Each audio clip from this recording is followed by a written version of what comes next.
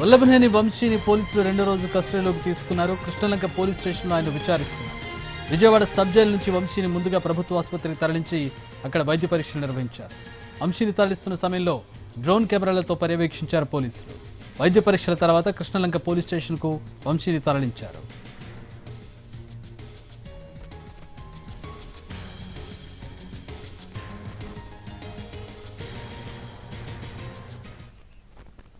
Krishnalanka police station నుంచి మా ప్రతినిధి వినయ్ జాయిన్ అవుతూ ఉన్నారు. వినయ్, ఈ ప్రొసీజర్ పూర్తయిన తర్వాత ఏ యాంగిల్లో ప్రధానంగా ప్రశ్నలు వేసే అవకాశం కనపడుతోంది?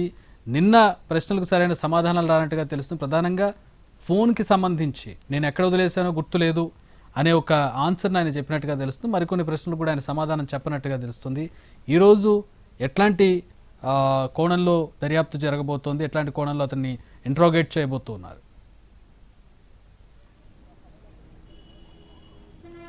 చక్రి, రెండో రోజు మాజీ ఎమ్మెల్యే వల్లభనేని వంశీని పోలీసులు కస్టడీలోకి తీసుకున్నారు. కొద్దిసేపటి క్రితమే ఆ విచారణ కూడా ప్రారంభమైంది.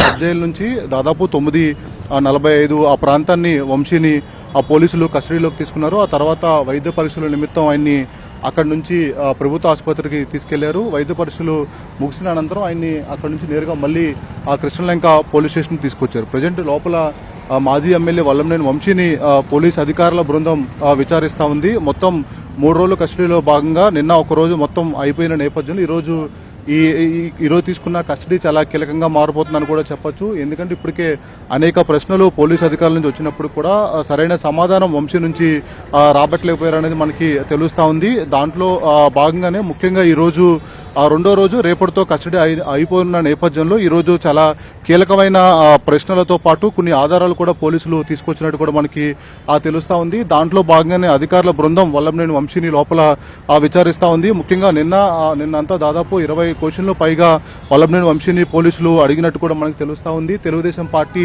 ఆ కార్యాలయం పైన ఎందుకు దాడి చేశారు, సత్యవర్ధన్ నుంచి ఎందుకు పిటిషన్ విత్డ్రా చేసేలా చేశారని దానిపైన కూడా వంశీని పోలీసులు ప్రశ్నించినట్టు కూడా తెలుస్తా ఉంది. అవన్నీ కూడా నాకు తెలియదు అని చెప్పి కూడా వంశీ సమాధానం చెప్పినట్టు కూడా మనకి సమాచారం అందుతుంది. ముఖ్యంగా దాంతో పాటు సత్యవర్ధన్ ఎందుకు కిడ్నాప్ చేశారు, ఆయన పైన ఎందుకు దాడి చేయాల్సి వచ్చింది, ఎందుకు అతన్ని హైదరాబాద్ తీసుకుని వెళ్లారు అనే దానిపైన కూడా ప్రశ్నలు అడగగా అది కూడా నాకు తెలియదని చెప్పి వంశీ చెప్పినట్టు కూడా తెలుస్తా ఉంది. దాంతో పాటు మీ అనుచరులు సత్యవర్ధన్ తీసుకెళ్లి వైజాగ్ లో ఎందుకు పెట్టారనే ప్రశ్న కూడా పోలీసుల నుంచి వచ్చినట్టు కూడా మనకు తెలుస్తా ఉంది.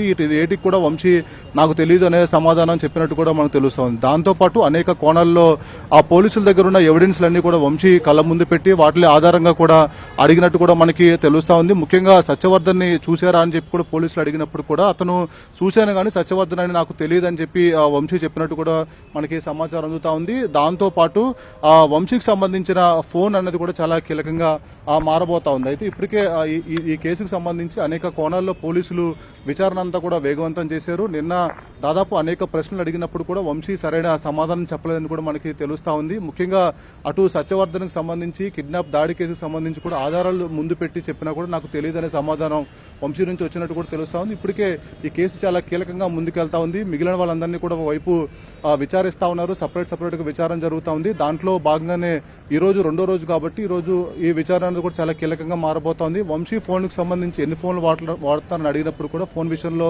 నాకు తెలియదు, ఎక్కడ పడిపోయిందని చెప్పి వంశీ సమాధానం చెప్పినట్టు కూడా తెలుస్తా ఉంది. ఏదైనప్పుడు కూడా ఈ రోజు చాలా కీలకంగా విచారణ జరగబోతా ఉంది. చక్రి.